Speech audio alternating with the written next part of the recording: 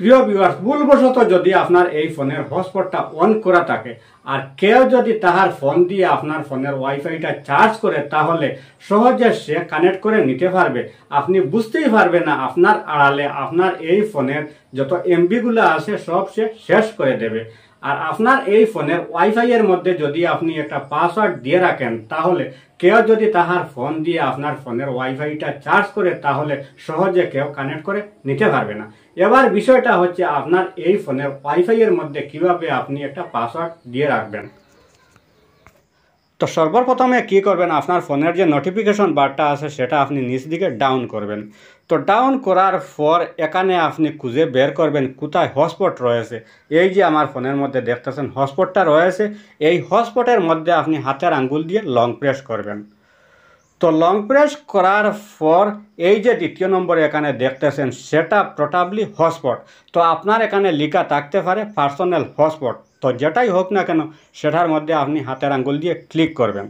তো ক্লিক করার পর এই যে নিচের যে অপশনটা আছে সিকিউরিটি, এই সিকিউরিটির মধ্যে আপনি একটা ক্লিক করবেন। তো ক্লিক করার পর এখানে যে দুইটা অপশন রয়েছে, নিচের যে অপশনটা রয়েছে এখানে লেখা রয়েছে এপিএ টু পার্সোনাল, এইটা আপনি এখান থেকে সিলেক্ট করবেন। তো সিলেক্ট করার পর এবার এখানে দেখতেছেন পাসওয়ার্ড দেওয়ার অপশনটা চলে এসেছে।